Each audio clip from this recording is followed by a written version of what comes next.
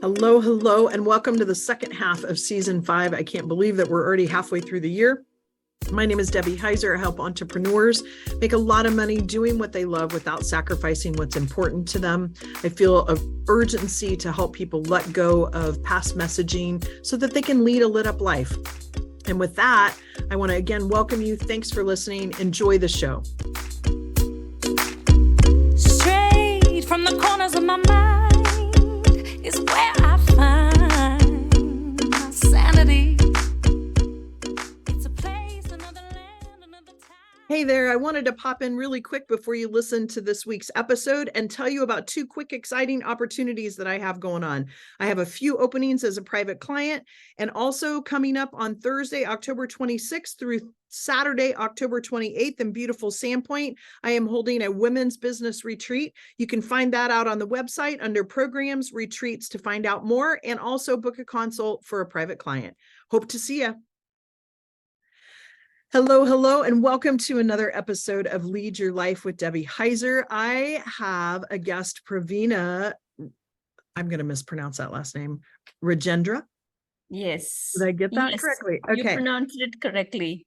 Perfect. Thank you. And Praveena is coming to us from Malaysia, and it's really interesting. She does a lot of work similar to me, but in a different realm, where she works with people that have been in narcissism, narcissistic relationships. I'm messing this all up, so I'm going to let you introduce yourself professionally, and then we're going to have a conversation about what it is that Praveena does, how she helps people, how she shows up in her life to help model to other people. So Praveena, tell us what you do and how you show up in service to the world.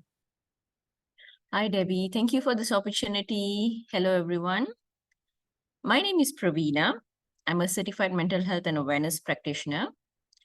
I wouldn't use the term help. I guide people who are stuck with relationships with parents who are narcissists.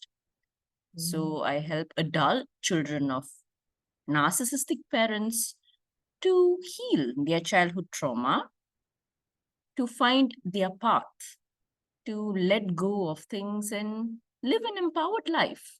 I hope I've summarized it correctly. And I'm from Malaysia. And this is my passion. I've been helping people or guiding people out of this parental narcissistic relationships for quite a number of years, almost a decade right now. And I have been stuck in this kind of relationships for the past 3 decades. I would say since my childhood days. So I do this based on my personal life experience, and of course, I've also learned the techniques behind it. If there's anything about narcissism, I've probably researched, just to find so-called the truth. I've done so much of research, and since my background is engineering, I'm an engineer by profession. So this research, this analytical, logical thinking, I attribute it to that. So I've come up with a framework called Narcissistic Victim Empowerment Technique. And I've compiled this personal life experience of mine and this research portion of it and came up with a framework that guides those who are looking to get out of this childhood trauma step by step, get them out of this situation. Yeah. So yes, that's what I do, Debbie. Okay. An important work. And I'd like to go back, if you don't mind, because I know in the States anyway, I hear people constantly saying, oh, they're a narcissist or they're this. And I feel like it's almost overused, and people don't really know the true definition of what a narcissist, like, can you describe or define how you do in your practice what actually is narcissism? What is a narcissistic person? That's a very good question, Debbie. Yes, narcissism is a fad word. Everybody uses narcissist to describe someone. You see, Debbie, narcissism is a spectrum. We are all narcissists in a certain way. Narcissism in context is a person who is overly obsessed with themselves. And in order to get what they want, they will manipulate others, and they have a lack of empathy on other people's feelings. Why I say narcissism is a spectrum? Simply because we all have that selfish tendency, right? Being obsessed with ourselves is nothing wrong. I mean, if you're not obsessed with yourself, if you don't love yourself, who else would you love, isn't it? However, with a person who's a narcissist, overly obsessing is one thing. The term love is replaced with the negative feelings like jealousy, manipulative things that destroys a relationship to get that attention to themselves. So narcissist, in a nutshell, is a person who is overly obsessed with themselves, and in order to get what they want, they are able to, or they are willing to manipulate others to get the things that they need, to grab the attention. And if somebody describes someone a narcissist, the first thing that I would do to ask them would be a certain prelim questions on whether are you really working with a narcissist, or are you imagining things? Yeah. Sometimes a situation can be overblown just by overthinking. Sure. The person may or may not mean what they say. The person may or may not meant something else. So with these prelim questions, we will be able to recognize whether are you dealing with a narcissist, or you yourself, are you a person who's over dramatizing things? Yeah, See? I always say, Yeah. is it fact or is it fiction? That's Correct. what I hear you saying. And so how does one start to identify, because you talked about patterns, and one of the things I coach on is how we tend to go back to these well-worn patterns because they're comfortable. And so if I'm in a relationship with a narcissist and I leave that relationship, and to your point, it's about healing. And in this case, you're dealing with childhood trauma and people that were in relationships with parents. And a lot of times we tend to get into relationships that are similar to our parents as far as love relationships. And we can walk down that same path because that's what we're comfortable, that's what we're used to. And so when you look at this, I have two questions for this. So we'll start with one. How can someone identify or start to identify that they are in a relationship with a narcissist that's really unhealthy? So let me address your first context on when an adult child, they will tend to find a partner who's a narcissist. I totally agree with that, because narcissistic cycle is a vicious one. They're so used to that conditioning of being with a narcissist that they don't seem to understand what normal is like outside. Yeah. So when That's they normal see, to them, right? yes, That's normal to them. exactly. Yeah. The normal is a bit distorted in their reality.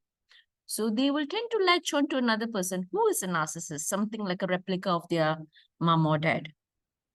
That's where this cycle needs to be broken. When the adult child does not realize that, when you actually show them what reality is, what is it that you are getting stuck with, that's when the cycle gets cut off. Yeah.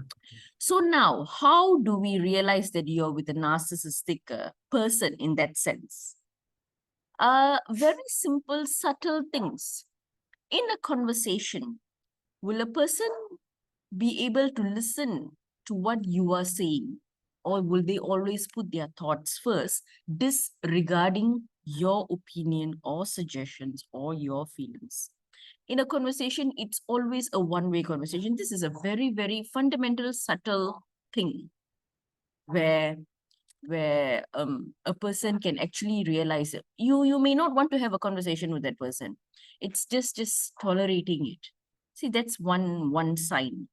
Another sign would be putting you down in front of others, manipulating, trying to make you feel small, trying to get you into a trap where you will not like anyone else, or you will have some sort of an ill feeling towards a certain person who you were close with, and this person will try to pull your attention towards this person only. So these are all very subtle signs. If we are not strong within, if we are not able to make the correct judgment, and we tend to be fickle minded in that sense, we can easily fall into this narcissistic trap. I've also heard people saying that narcissists are charming and they are able to get their way and things like that. You will realize that it's all on a superficial level. As they go down deeper and deeper with the when you get deeper into the relationship, you will realize a lot of red flags. Unfortunately, for an adult child who has just been with this environment of in this environment of being with narcissistic people, they may not realize that. Right. So yeah, so that's how you can actually, the subtle signs of being with a narcissistic person. Thank you for that. And Praveena, when I think about children, I've had some experience with addiction, and was married to a dual addict, and family members throughout. And so similar to that, I'm kind of equating that in the fact that there are patterns, but sometimes, to your point, when we grow up in a situation like that, or we've been in that situation for so long, we a lot of times don't recognize those subtle cues.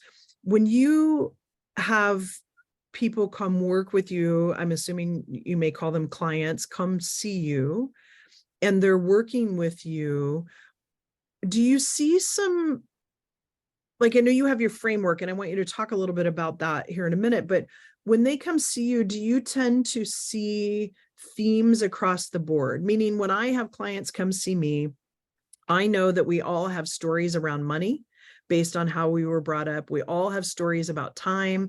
We all have stories about, those two particular things that every single client I work with struggles in. And so that's kind of what I'm looking for. Are there certain things that you see in almost every client that you work with that someone could say, oh, I resonate with that, and identify that they've been in this situation where they had narcissistic parents, either one or both, and they can recognize it, that they may not have recognized it in the past?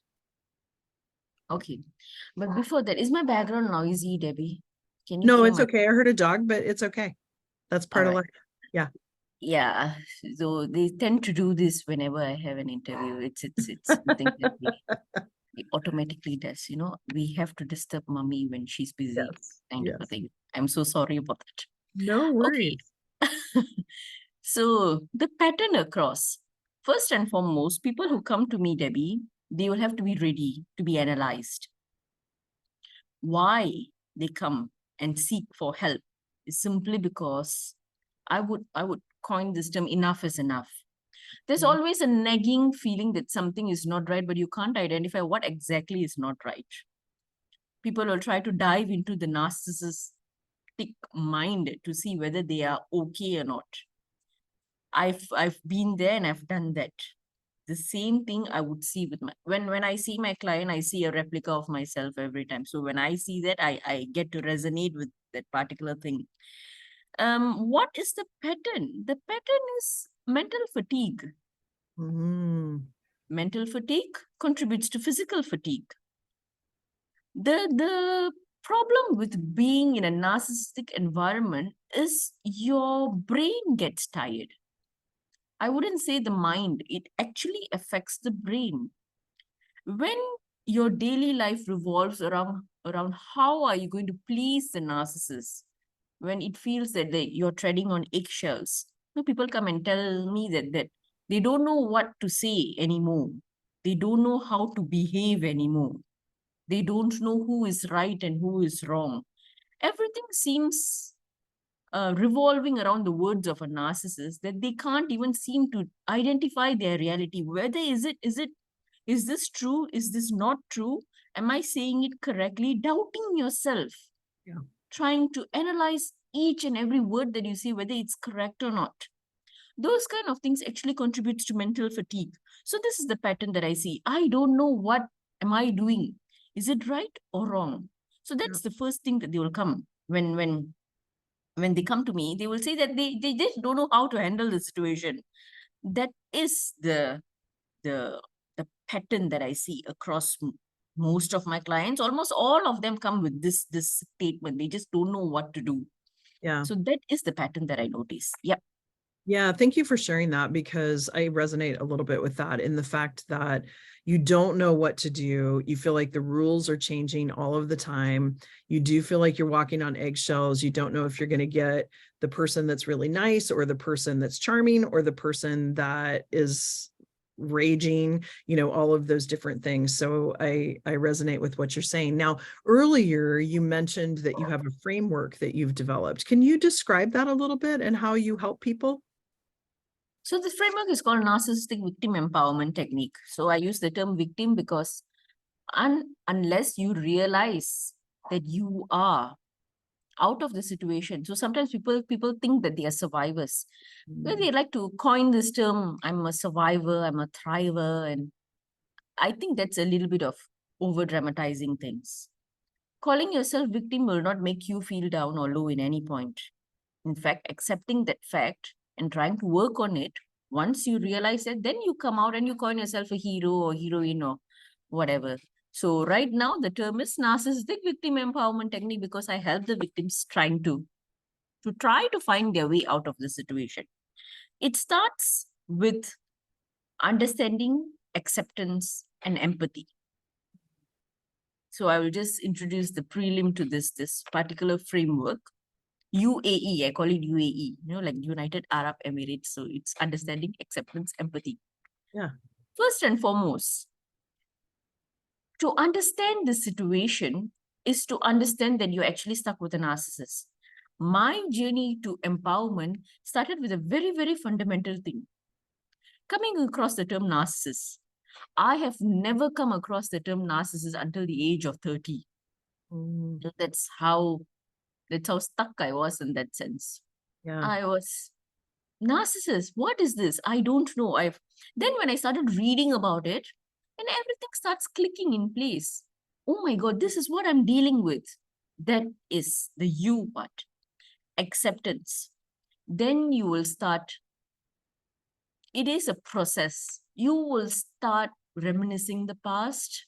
You will start accepting the fact that sometimes when we are in this state, we blame ourselves. We are not doing good enough. So that's what I have been through. And I've seen many people being through that. So they will always say that they are not good enough for their parents. They have to do more. If my parents are angry, my guardians are angry, it's because of me. I am not doing something right. So that particular thought will dissolve. It has to dissolve. And that is where acceptance comes in. Acceptance kicks in when that thought that you are not good enough, that I'm not doing something right, I have to do more, that dissolves. That is when acceptance kicks in. So we have to accept that situation. Yeah. Next is empathy. The E is empathy. So who do we empathize with? I would say empathize with yourself. Yeah. Forgive yourself for giving yourself this torture of this mental fatigue. No, you are torturing your mind. Forgive yourself for that, in that sense. Do you find too, Praveena, in that one? I find a lot of times when I speak with people that are in abusive relationships, or they've had, in this case, narcissistic parents, where it's almost like you were talking about how they blame themselves, where they really have to forgive themselves and show some grace to themselves, because as parents, they didn't put themselves in that situation. Right. But if they have a love relationship, sometimes I see too, where they beat themselves up and say, I should have known better.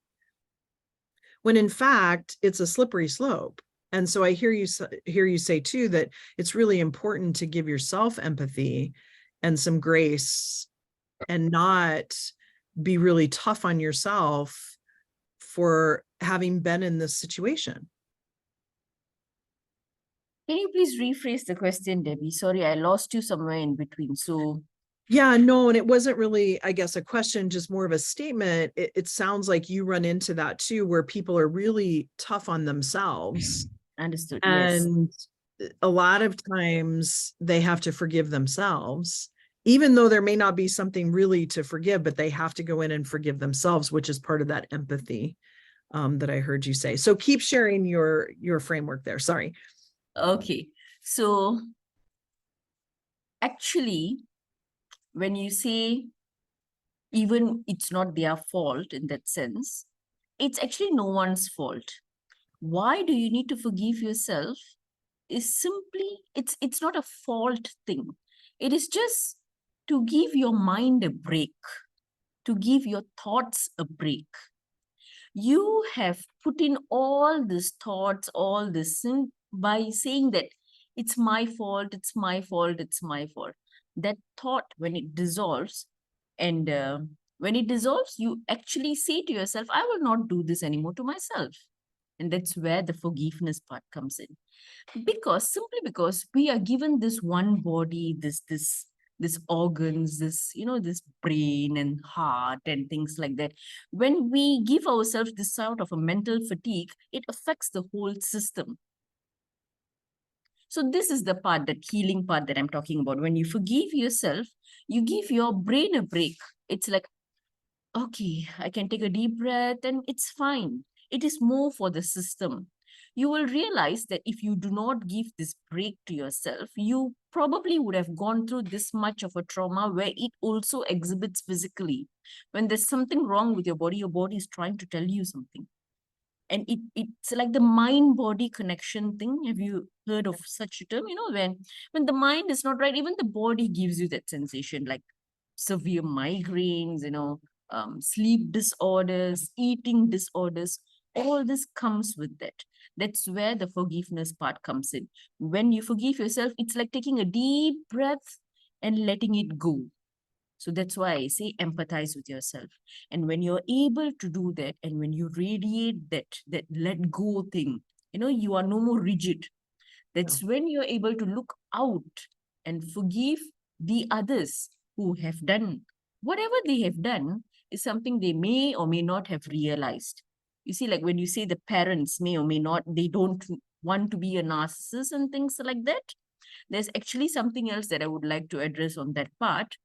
However, they are who they are, and it's up to us right now. When we are able to take charge of our lives, it's up to us to Yeah. decide how we look at them, what perspective we look at them. It's a different paradigm right now. It's a paradigm shift right now. So this is where it comes in. This would be the prelim steps on understanding, acceptance, and empathy. And Okay. once you have done that, then we can go to the next stage. When we go to the next stage, it's only about stories about yourself. What do you want to do with yourself? Past is past. Present and future is what important. Most importantly, it's present, Debbie. It's not even the future, Right. because we do not know what happens in the future. The present moment is the most important one. Yeah, I love that, Praveena. I do a lot of work in what I call presencing, right? Staying present. I teach at the university here in Spokane around like being present and listening to your body and listening to your heart and listening to your intuition and your mind and integrating all of those. And so such fascinating work that you do. And so I know there's a lot more to what you do, but because of the timing of this podcast and the amount of time we have, we're kind of reaching towards the end. And so I guess I would ask you, if someone wanted to learn more about your framework, learn more about what you do, and maybe even start to delve into whether they've been children of narcissistic parent or parents, where would you send them to do that? I have a website, Debbie, where I post my blogs, and you can read more about my work and my life story there. There's a little bit of drama over there, just to share with the viewers where I come from. Those people resonate with those who have actually experienced it and come out of it. in that sense. I would say that I have come out of the situation. When I think about my past, it's no more relating to those drama, I used to cry buckets of tears thinking of my situation and blaming everything else except myself, So this person has done this. I'm not supposed to be born, that kind of over dramatizing thing. So I'm currently out of it. So my story is there, my blog post is there, and there's a link to book a free transformation session with me. It's a 30-minute free transformation session. You can get to my website, which is www.drpraveena.com. It's dr-praveena.com. And also you can download my free ebook. It's called 14 Days to an Empowered You. It's a very basic guideline on how to start your journey, your empowering journey. By a little bit of my framework is in that book. So it's a 66-page guidebook, more of a workbook with activities to work on. I would highly encourage viewers and listeners to download this ebook and start with that. Fantastic. Well, Praveena, thank you so much for your time. I so appreciate it. And for those of you listening, check out the show notes. We'll have the website that Praveena was talking about in the show notes. And for those of you that want to get clear on what you have some clarity around your own life and how you can create a life where your business is not controlling your life, but yet being a conduit to being the life that you want, please reach out to me. I also provide a 30-minute consult. And with that, it's a wrap. And we'll see you all next week. Thank you so much, Praveena. Thank you, Debbie. Thanks so much for listening. The song Ride is co-written and sung by Miss Jackie Wilson and her collaborators Tyler Banks, David DJ Lee, and Chris Renee. And a huge shout out to them for allowing us to use this perfect song. Everyone have a fabulous week, and I'll talk to you next week.